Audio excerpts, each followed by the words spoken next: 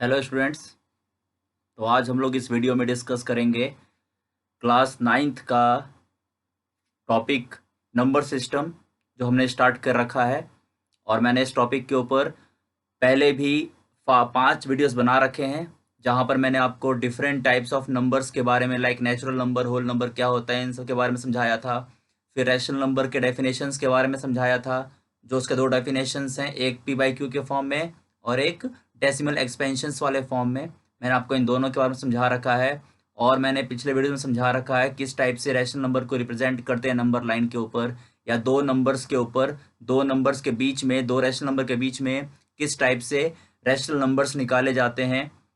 तो इन सारी बातों को हम डिस्कस कर चुके हैं। और लास्ट वीडियो में हमने डिस्कस किया था कि टर्मिनेटिंग डेसिमल के जो 2 टाइप्स हैं, प्योर और मिक्स्ड, रेकरिंग डेसिमल के जो 2 टाइप्स हैं, प्योर और मिक्स्ड रेकरिंग डेसिमल, उसको किस टाइप से कन्वर्ट किया जाता है डेसिमल एक्सपेंशन से वापस पी बाई क्यू के फॉर्म में कैसे कन्वर्ट करते हैं। हमने इन सारे पॉइंट्स को पिछले वीडियोस में डिस्कस कर रखा है। तो इस वीडियो को देखने से पहले आप लोग पहले प्रीवियस वीडियोस देख लीजिए ताकि आपको सारे कॉन्सेप्ट्स क्लियर हो जाएं, ताकि ये वीडियो को आप अच्छे से प्रॉपरली समझ पाएं। तो स्टार्ट करते हैं इस टॉपिक में। इस टॉपिक में हम लोग स्टार्ट करेंगे about irrational number. Irrational number क्या होता है, इरेशनल नंबर का डेफिनेशन के बारे में, how to represent irrational number on number line, and how to find irrational number between any 2 rational number और एनी 2 इरेशनल नंबर। मीन जितने भी पॉइंट्स आपको पता होने चाहिए इरेशनल नंबर्स के बारे में, वो मैं इस वीडियो में आप लोग को समझाऊंगा। तो चलिए स्टार्ट करते हैं। फर्स्ट इरेशनल नंबर के डेफिनेशन से स्टार्ट करते हैं। तो स्टूडेंट्स, ये रहा आप लोग का इरेशनल नंबर का डेफिनेशन। अगर आप लोग को याद हो, मैंने आपको समझा रखा है पहले कि रैशनल नंबर क्या होता है। एक्चुअली में रैशनल नंबर का जो कन्वर्स है उसी को हम लोग इरेशनल नंबर बोलते हैं। What is rational number? तो रैशनल नंबर के हमने 2 डेफिनेशंस पढ़े थे। एक जो हमने क्लास 8 में पढ़ रखा है, 7 में पढ़ रखा है कि those number which can be expressed in the form of P by Q where p and q are integers and q not equal to 0 is called rational number। Means ऐसे नंबर्स को रैशनल नंबर कहा जाता है जिसे हम p by Q के form में express कर सकते हैं, जहां पर p और q इंटीजर्स होने चाहिए, q नॉट इक्वल टू 0 होना चाहिए। ऐसे नंबर्स को हम लोग रैशनल नंबर कहते हैं।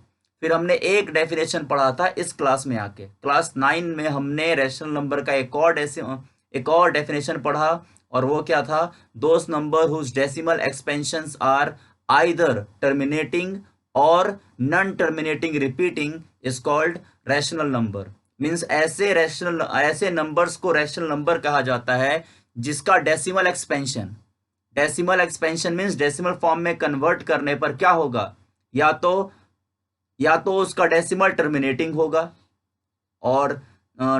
होगा या फिर उसका डेसिमल नॉन टर्मिनेटिंग रिपीटिंग होगा, या also called as recurring decimal होगा। और इन सभी टर्म्स का मतलब आप जानते हो। जो नहीं जानते हैं वो मेरे पिछले वीडियोस को देख सकते हैं, वहां पर उनको समझ में आ जाएगा कि किसे कहते हैं टर्मिनेटिंग और किसे कहते हैं नॉन टर्मिनेटिंग रिपीटिंग। तो ये था आपका रैशनल नंबर का डेफिनेशन। अब इरेशनल नंबर क्या होता है? तो डायरेक्टली इसका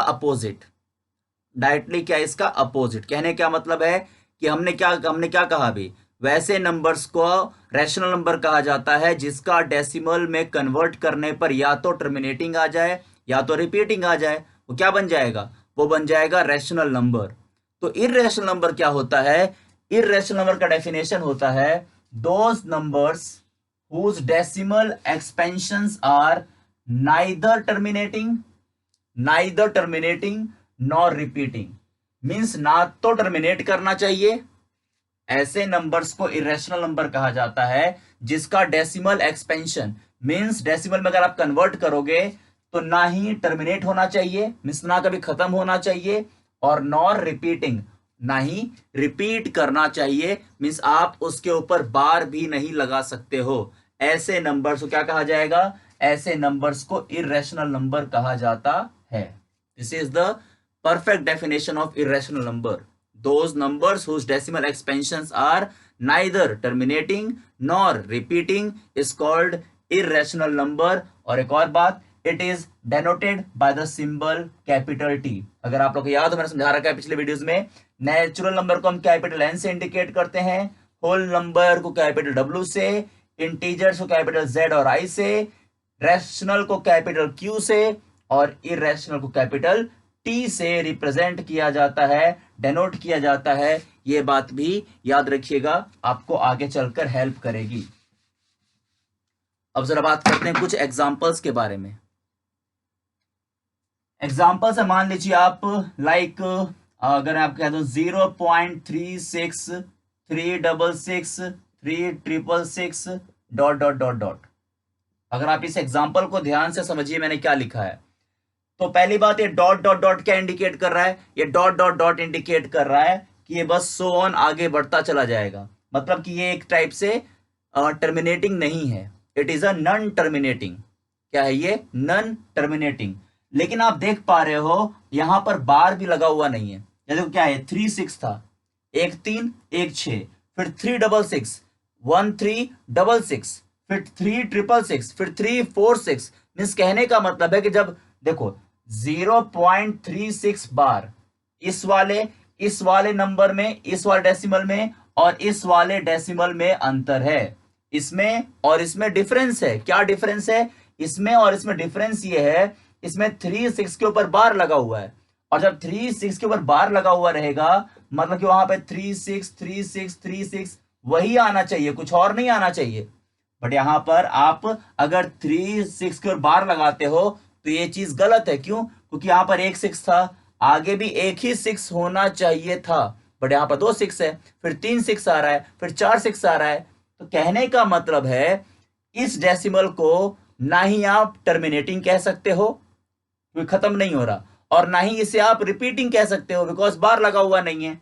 बार लगा हुआ नहीं है बिकॉज कोई पार्टिकुलर नंबर या कोई ग्रुप ऑफ नंबर्स बार बार रिपीट नहीं कर रहा। That's why this type of decimals are called neither terminating nor repeating, which is actually a irrational number, जो कि असली में क्या है, एक टाइप का इरेशनल नंबर है। क्लियर हुआ? Let's take few more examples. Suppose करो मैंने लिख दिया √2, तो आपको पता होना चाहिए √2 का वैल्यू 1.414 समथिंग होता है। √2 is also an irrational number because इसको भी √2 को भी डेसिमल में कन्वर्ट करने पर क्या होता है, √2 को भी डेसिमल में कन्वर्ट करने पर neither terminating nor repeating decimal ही आएगा। That's why it is also an irrational number. ना सिर्फ √2 बल्कि √3 है, √5 है, √6 है, √7 है, √8 है, means all those numbers which is not a perfect square.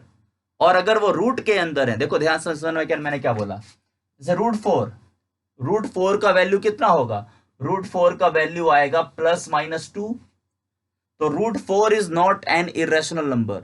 √4 एक इरेशनल नंबर नहीं है, कारण बिकॉज √4 के अंदर जो 4 है, 4 एक परफेक्ट स्क्वायर है, क्योंकि 4 जो है वो 2 का स्क्वायर होता है।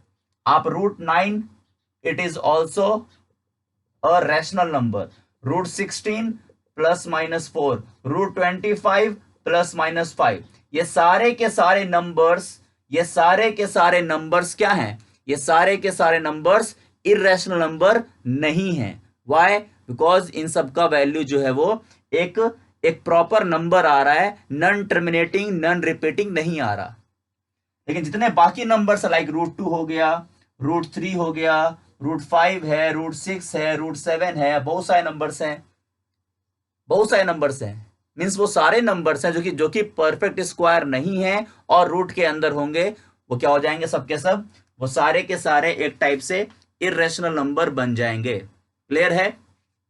और आपने एक टर्म और सुना होगा पाई के बारे में। पाई इज एक्चुअली जो हम इस्तेमाल करते हैं, जिसका वैल्यू हम क्या लेते हैं, पाई का वैल्यू हम लोग 22/7 या फिर 3.14 लेते हैं।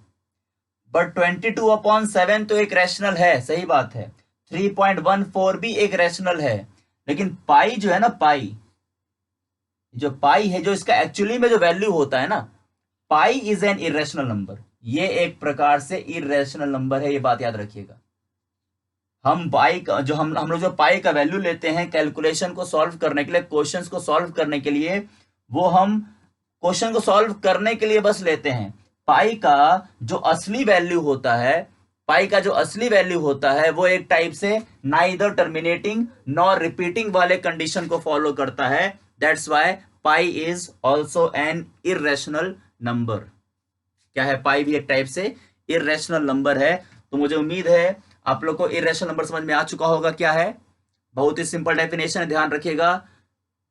वो सारे के सारे नंबर्स इर्रेशनल नंबर कैटेगरी के अंदर आएंगे जिनका डेसिमल एक्सपेंशन नाइदर टर्मिनेटिंग हो नॉर रिपीटिंग हो, इज कॉल्ड इर्रेशनल नंबर। चलिए नेक्स्ट पॉइंट की तरफ मूव करते हैं, representation of irrational number on the number line. तो नेक्स्ट पॉइंट हम लोग का इर्रेशनल नंबर को नंबर लाइन के ऊपर रिप्रेजेंट करना है। देखते हैं कैसे होगा। तो हम लोग का नेक्स्ट पॉइंट है representation of irrational number on number line, कि हम किस टाइप से इर्रेशनल नंबर को नंबर लाइन पे रिप्रेजेंट कर सकते हैं। तो मैंने अपने पिछले वीडियोस में रैशनल नंबर को नंबर लाइन के ऊपर रिप्रेजेंट करने के लिए सिखाया था, और मैंने आपको समझाया भी था कि नंबर लाइन होता क्या है। नंबर लाइन एक्चुअली में एक ऐसा लाइन होता है जैसे हम लोग रियल लाइन भी कहते हैं उसको हम लोग। तो इसके ऊपर ना नंबर लाइन के ऊपर हम किसी भी रियल नंबर को रिप्रेजेंट कर सकते हैं, और रियल नंबर कहने का मतलब है आइदर रैशनल और इर्रेशनल। तो रैशनल को तो आपको रिप्रेजेंट करना आ गया, अब हमें समझना है कि इर्रेशनल नंबर को किस टाइप से रिप्रेजेंट करते हैं। How to represent an irrational number on the number line. तो यहां पर मैं आपको कुछ एग्जांपल्स देके समझाऊंगा कि how to represent any irrational number. तो समझते हैं वन बाय वन। तो मैं एक एग्जांपल लेता हूं और मैं उसको रिप्रेजेंट करके आपको दिखाऊंगा, आप भी उसी स्टेप्स को फॉलो कीजिएगा, और रीजन जो है मैं साथ में वो भी आपको एक्सप्लेन करता चलूंगा। तो लेट्स टेक एन एग्जांपल। तो स्टूडेंट्स, ये मैंने आपके सामने एक छोटा सा एग्जांपल ले लिया है। Represent √2 on the number line. क्या करना है हमें? √2 को नंबर लाइन के ऊपर रिप्रेजेंट करना है। और जैसे कि मैंने कहा √2 एक इरेशनल नंबर है, तो जिस टाइप से मैं इसे करूंगा उस टाइप से आप बाकी इरेशनल नंबर्स लाइक √3 है, √5 है, √7 है, उसके प्रोसेस को आप खुद से समझ जाओगे कैसे रिप्रेजेंट किया जाता है। और जो भी इंपॉर्टेंट पॉइंट्स हैं इस टॉपिक के ऊपर, इस कॉन्सेप्ट के ऊपर बेस्ड, मैं वो भी आपको साथ में समझाऊंगा। तो पहले जरा समझते हैं कि कैसे रिप्रेजेंट करेंगे √2 को नंबर लाइन के ऊपर। तो पहली बात, आपको √2 को नंबर लाइन के ऊपर रिप्रेजेंट करने से पहले एक छोटा सा ना बेसिक सा कॉन्सेप्ट पता होना चाहिए। तो पहले वो कॉन्सेप्ट मैं समझा दूं, और उस कॉन्सेप्ट का नाम है पाइथागोरस थ्योरम। √2 को नंबर लाइन के ऊपर रिप्रेजेंट करने से पहले, √2 को नंबर लाइन के ऊपर रिप्रेजेंट करने के लिए जिस कॉन्सेप्ट का इस्तेमाल करेंगे हम, उस कॉन्सेप्ट का नाम है पाइथागोरस थ्योरम। और क्या होता है पाइथागोरस थ्योरम? ये कोई नई टर्म नहीं होनी चाहिए आप लोग के लिए। Pythagoras theorem is basically a theorem which is applied in a right angle triangle. क्या होता है? पाइथागोरस थ्योरम जो है एक राइट एंगल्ड ट्राइंगल के लिए, ध्यान समझिएगा, एक राइट एंगल्ड ट्राइंगल में अगर एबीसी एक ट्राइंगल है जहां पर अगर एंगल भी 90 है, तो इस ट्राइंगल को हम क्या बोलते हैं? इस ट्राइंगल को राइट एंगल्ड ट्राइंगल बोलते हैं। और राइट ट्राइंगल्ड के अंदर 90 डिग्री के सामने वाले साइड को हाइपोटेनियस के नाम से जाना जाता है। Hypotenuse, the longest side of that triangle. Hypotenuse, the longest side of that triangle, hypotenuse. और बाकी दोनों साइड्स को, एक को परपेंडिकुलर और एक को बेस बोला जाता है। इतना कॉन्सेप्ट आपको पता होगा।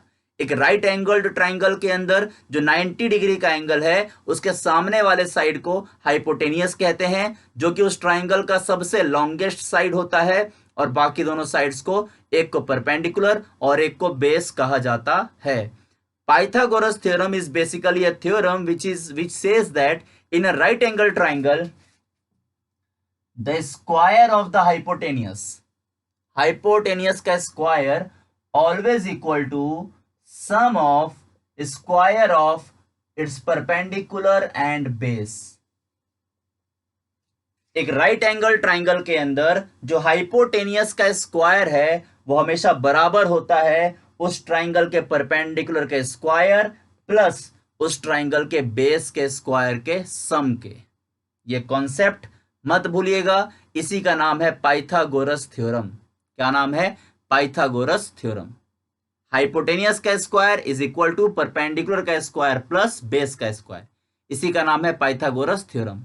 अब मैं इस कॉन्सेप्ट का इस्तेमाल यहां कैसे करूंगा, ध्यान दीजिएगा, आपको समझ में आ जाएगा। तो करना क्या होता है, √2 है ना, √2, तो पहले देखिए, पहले क्या कीजिए, आप एक लाइन ड्रॉ कीजिए, एक लाइन ड्रॉ कीजिए, नंबर लाइन, एक लाइन ड्रॉ कीजिए, बीच में 0 इंडिकेट कीजिए, और हम जानते हैं कि 0 के राइट पर पॉजिटिव होता है और 0 के लेफ्ट में नेगेटिव होता है। तो 0 है, उसके बाद क्या करना है ना, उसके बाद बेस में रखना है 1 यूनिट। क्या रखना है? 1 यूनिट। 1 यूनिट कहने का मतलब हुआ कि आप चाहे उसे आप जैसे होता है ना 1 2 3 4 5, जो हम नंबर हम इंडिकेट करते हैं, तो आप एक जो पहला जो नंबर है 1 हो गया, फिर सेम टाइप से 2 आएगा, 3 आएगा, 4 आएगा, लेफ्ट में क्या आएगा, -1 आएगा, -2 आएगा। तो इसे मैं कह रहा हूं 1 यूनिट। ये 1 सेंटीमीटर लेंथ भी हो सकता है, ये 10 सेंटीमीटर का लेंथ भी हो सकता है, जितना भी हो, ये इसी को हम कहेंगे 1 यूनिट। से अगर मैंने मान लो सपोज कि मैंने 5 सेंटीमीटर लेकर चला, तो अगर ये 0 से लेके 1, इसके बीच का डिस्टेंस 5 सेंटीमीटर है, तो 1 से लेके 2 ये 5 होगा, 2 से लेके 3 वो 5 होगा। इसका मतलब हो गया, इसे कहते हैं 1 यूनिट। मीन्स वो डिस्टेंस को मैंने क्या कर दिया ना, डिस्टेंस को हल्का सा बड़ा दिखने के लिए साइज बढ़ा दिया। बिकॉज अगर आप 1 सेंटीमीटर गैप लेके चलोगे ना, जैसा कि स्केल के अंदर होता है, 1 सेंटीमीटर गैप अगर आप लेके चलिएगा, तो जो बनेगा ना वो काफी छोटा बनेगा, तो घोच पोच हो जाएगा, आपको रिप्रेजेंट करने में हल्का सा प्रॉब्लम होता है, इसलिए हल्का सा बड़ा बनाइएगा, थोड़ा सा जो गैपिंग है वो ज्यादा बड़ा लीजिएगा।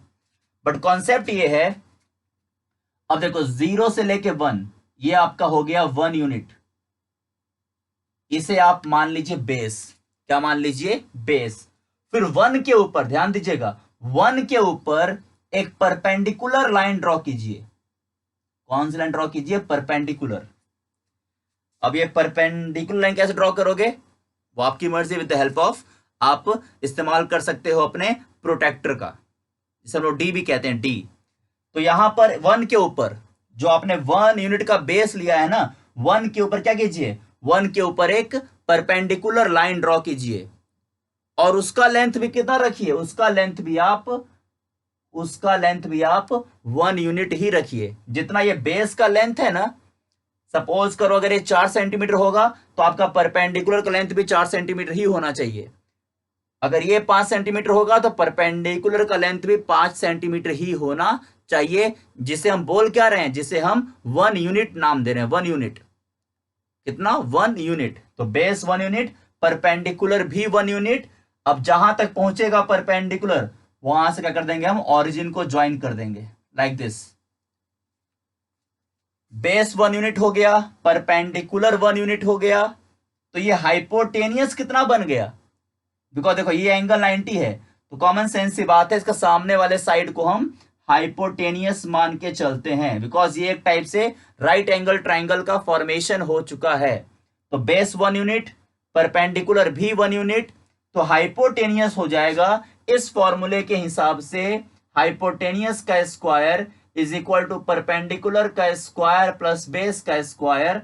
तो हाइपोटेनियस का स्क्वायर हो जाएगा, परपेंडिकुलर है 1 यूनिट, तो 1 का स्क्वायर प्लस बेस है 1 यूनिट, तो अगेन 1 का स्क्वायर। तो कॉमन सेंस की बात है, hypotenuse will equal to √2 unit. तो क्या आ गया हाइपोटेनियस का वैल्यू, हाइपोटेनियस आ गया √2। कितना? √2 यूनिट। आई बात समझ में? कैसे आए √2 यूनिट? इस लाइन की बात कर रहे हैं हम, ये लाइन, इस लाइन की लेंथ, ये बेस 1 यूनिट, परपेंडिकुलर भी 1 यूनिट, तो हाइपोटेनियस कितना बन गया, हाइपोटेनियस बन गया √2 यूनिट। अब करना क्या है, अब कुछ नहीं करना है, कंपास उठाइए, ओ को सेंटर मानिए, ऑरिजिन को, और इसको मेजर करके इस हाइपोटेनियस वाले लाइन को मेजर करके एक आर्क लगा दीजिए नंबर लाइन के ऊपर। इसको मेजर करके एक आर्क लगा दीजिए, किसके ऊपर? नंबर लाइन के ऊपर। अब इस आर्क ने नंबर लाइन को जहां पर टच किया, वो जो आप आर्क लगाओगे हाइपोटेन्यूज को मेजर करके, वो इस नंबर लाइन को जहां पर टच करेगा ना, यही है आपका रूट टू का रिप्रेजेंटेशन। इस नंबर लाइन पे ये है रूट 2 का लोकेशन, ये है रूट 2 का रिप्रेजेंटेशन। क्या है वो? रूट 2 का रिप्रेजेंटेशन हो गया। मीन्स ये 0 था, ये 1 था, और ये है रूट 2 का पोजीशन। बिकॉज आपको पता होना चाहिए रूट 2 का वैल्यू 1.414 समथिंग होता है, 1.414 समथिंग होता है, बिकॉज वो एक टाइप का नॉन टर्मिनेटिंग रिपीटिंग डेसिमल है। तो मीन्स 1 और 2 के बीच में आना चाहिए था, और आ भी रहा है। तो this is the position, this is the representation of root 2 on the number line. आई बात समझ में? रूट 2 को कैसे रिप्रेजेंट किया गया नंबर लाइन के ऊपर। अब इसका एक और कॉन्सेप्ट समझिए। जो नेक्स्ट कॉन्सेप्ट है उसको समझाने के लिए मैं एक और एग्जांपल लेके चलता हूं। ध्यान दीजिएगा, मुझे उम्मीद है आपको दोनों एग्जांपल्स के कॉम्बिनेशन से जो मैं समझाने की कोशिश कर रहा हूं वो समझ में आ जाएगा। तो मैं एक और एग्जांपल लेता हूं, ध्यान देना। ये मैंने एक सेकेंड एग्जांपल ले लिया है, represent root 3 on the number line. मैंने प्रीवियस क्वेश्चन में क्या किया? रूट 2 को रिप्रेजेंट किया। अब मैं क्या करने वाला हूं? अब मैं रूट 3 को रिप्रेजेंट करने वाला हूं। तो इस रूट 3 को रिप्रेजेंट करने से पहले मैं आपको एक छोटा सा ना सिंपल सा कॉन्सेप्ट समझाना चाहता हूं। ध्यान दीजिएगा। कॉन्सेप्ट ये है कि अगर आप कभी भी किसी भी क्वेश्चन में अगर आपको रूट n को रिप्रेजेंट करना है, root n where n is some non perfect square number, where n is some non perfect square number, means कोई ऐसा नंबर होगा n की जगह पे जो परफेक्ट स्क्वायर नहीं है, लाइक 2 है, 3 है, 5 है, 7 है, 8 है, 9 नहीं है, बिकॉज 9 तो परफेक्ट स्क्वायर बन जाएगा, 10 होगा, 11 हो, कुछ भी हो सकता है, डजंट मैटर। अगर आप कभी भी रूट n को रिप्रेजेंट करना है, if you have to represent root n, मैं पूरा स्टेटमेंट के साथ लिखता हूं ताकि आप लोग भी लिख सको। If you have to represent if you have to represent root n on the number line, root n on the number line where n is equal to any non perfect square number, where n is any non-perfect square number, then we have to first represent root n minus 1. We have to first represent root n minus 1. और मैंने ये क्या लिखा है, जरा इस बात को अच्छे से समझाने की कोशिश करता हूं।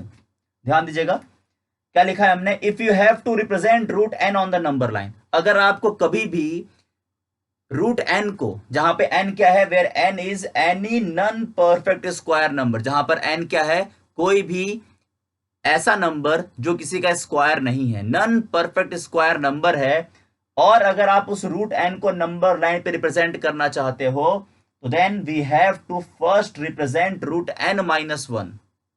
तो हमें क्या करना पड़ेगा? हमें पहले रूट n माइनस 1 मीन्स उस नंबर में से एक नंबर कम करके रूट n माइनस 1 को पहले नंबर लाइन के ऊपर रिप्रेजेंट करना पड़ेगा। इसमें मैंने क्या बोला? रूट n अगर रिप्रेजेंट करना चाहते हो तो पहले आपको रूट n माइनस 1 रिप्रेजेंट करना पड़ेगा। कहने का मतलब यह है कि अगर आप रूट 3 रिप्रेजेंट करना चाहते हो तो पहले रूट 3 माइनस 1 रूट 2 को रिप्रेजेंट कीजिए। अगर आप रूट 2 रिप्रेजेंट करना चाहते हो तो root 2 minus 1 means root 1 represent कीजिए, और हम जानते हैं रूट 1 तो 1 ही होता है। मैंने किया भी प्रीवियस क्वेश्चन में, हमने वो 1 यूनिट का बेस लिया था। 1 यूनिट बेस लेने का मतलब क्या था कि आपने 1 को पहले फाइंड किया कि 1 कहां पे है, 1 यूनिट बेस लिया, फिर परपेंडिकुलर ड्रॉ किया, फिर हाइपोटेन्यूज को ज्वाइन किया। तो बेसिकली कहने का मतलब है कि अगर आप सपोज करो रूट 7 रिप्रेजेंट करना चाहते हो, रूट 7, तो पहले करना पड़ेगा रूट 6, और रूट 6 से पहले रूट 5, और √5 से पहले √4 जो कि 2 होता है, तो ये लिंक्ड है आपस में। बिना √6 को किए आप √7 को रिप्रेजेंट नहीं कर सकते, ये बात ध्यान रखिए। अब मैं पूरी कहानी है मेरी, मैं √3 को रिप्रेजेंट करूंगा ना, तो आप ऑटोमेटिकली शायद समझो कि मैं क्या कहना चाहता हूं। तो फॉलो करो, how to represent √3 on the number line. देखो ध्यान से, √3 को रिप्रेजेंट करना है, जैसे कि मैंने कहा √3 को रिप्रेजेंट करना तो पहले क्या करना पड़ेगा हमें, पहले हमें √3 - 1 दैट मीन्स √2 को रिप्रेजेंट करना पड़ेगा। तो start representing √2 on the number line. वो मैंने आपको प्रीवियस वीडियो में समझाया।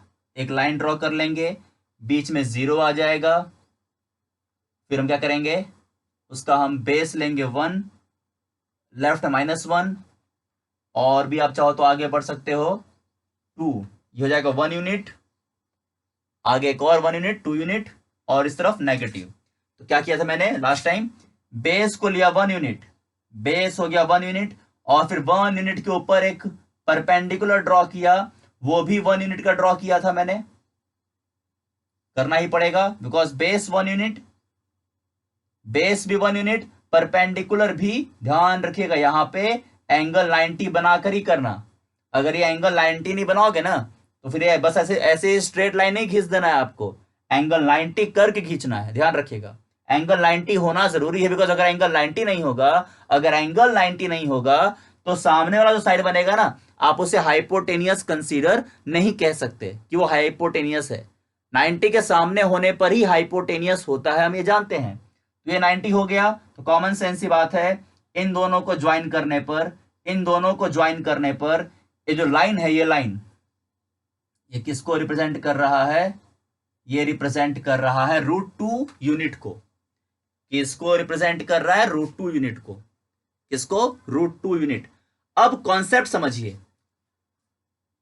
तो फिर क्या किया था हमने, इसके बाद 0 पे कंपास लिया था, इसको मेजर करके हमने आर्क लगा दिया था नंबर लाइन के ऊपर, ध्यान देना। अब मेन पॉइंट आने वाला है।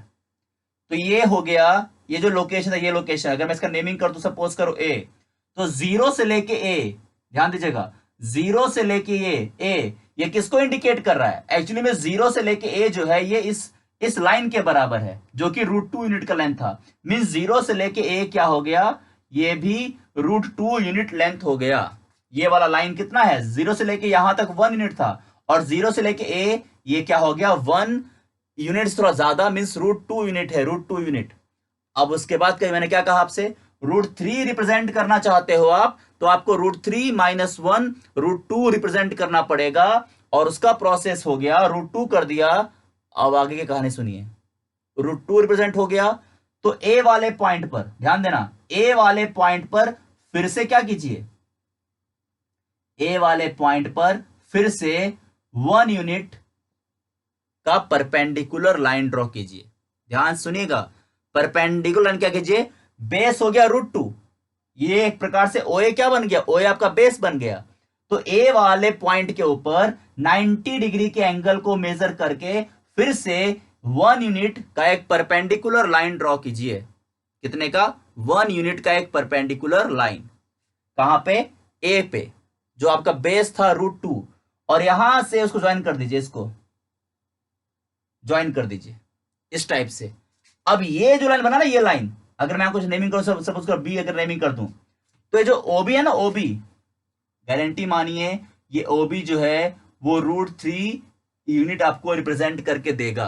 कैसे कैसे हुआ ये ओबी √3, ध्यान देना कैसे हुआ ओबी √3, बिकॉज ओए क्या है आपका, मैंने आपको समझाया सबसे पहले भी, एक पाइथागोरस थ्योरम नाम का कॉन्सेप्ट, जिसमें हाइपोटेनियस का स्क्वायर क्या होता है, परपेंडिकुलर का स्क्वायर प्लस बेस का स्क्वायर होता है कि नहीं होता है। तो हाइपोटेनियस का स्क्वायर, परपेंडिकुलर कितना ये है ना, परपेंडिकुलर 1 यूनिट, तो 1 का स्क्वायर प्लस बेस कितना है, base this time base is √2 unit, that means √2 का स्क्वायर बन जाएगा। तो हाइपोटेनियस का स्क्वायर 1 का स्क्वायर 1, √2 का स्क्वायर मीन्स सिर्फ 2, तो हाइपोटेनियस विल इक्वल टू √3 हो जाएगा। That's why this OB is √3। आई बात समझ में, ये लाइन क्या बन गया, √3 बन गया। फिर क्या करना है, फिर वही काम करना है। ओ को सेंटर मानिए, बी तक को मेजर कीजिए कंपास से और आर्क लगा दीजिए नंबर लाइन पे। जहां टच करेगा वो हो गया हमारा √3 का representation on this number line, आई बात समझ में? तो ये कॉन्सेप्ट काफी इंपॉर्टेंट है, ये वाला कॉन्सेप्ट मैंने आपको समझाया। To represent √n you have to represent √n-1 first. √n को अगर आप रिप्रेजेंट करना चाहते हो तो √n-1 पहले रिप्रेजेंट करना पड़ेगा, जिस टाइप से मैंने किया। मुझे √3 को रिप्रेजेंट करना था तो 3-1, मुझे √2 को रिप्रेजेंट करना पड़ा, और √2 को रिप्रेजेंट करके उसको बेस मान के परपेंडिकुलर हमेशा 1 यूनिट का ही रखना होता है। परपेंडिकुलर हमेशा 1 यूनिट रहेगा, तो अपने आप हाइपोटेनियस जो है वो √n बन जाएगा। क्लियर हुआ ये concept everyone students? Very good. तो मुझे उम्मीद है आप लोग का ये कॉन्सेप्ट जो है कि how to represent a irrational number on the number line, ये वाला पॉइंट क्लियर हो चुका होगा। तो इस टाइप से आप √2 है, √3 है, √5 है, √6 है, √7, √8, √10, 11, 12 कुछ भी आएगा क्वेश्चन, आप उसको इसी प्रोसेस, इसी कॉन्सेप्ट के हेल्प से, with the help of Pythagoras theorem, आप उसे रिप्रेजेंट कर सकते हो। तो इस वीडियो में इतना ही। मैं नेक्स्ट वीडियो में इरेशनल नंबर वाले कॉन्सेप्ट को ही आगे समझाऊंगा कि how to represent this type of number. √, Suppose करो 3.5 कि रूट के अंदर पॉइंट वाई नंबर्स, इसमें हल्का सा कॉन्सेप्ट चेंज होता है।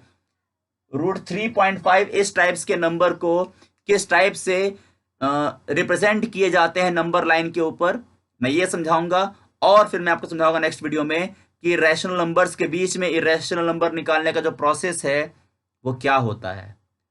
तो तब तक आप लोग इस टाइप्स के क्वेश्चंस को सॉल्व करते रहिए, प्रैक्टिस करते रहिए। तो मैं नेक्स्ट वीडियो में आप लोग को इरेशनल नंबर का जो बाकी कॉन्सेप्ट्स हैं उसके बारे में समझाने वाला हूं।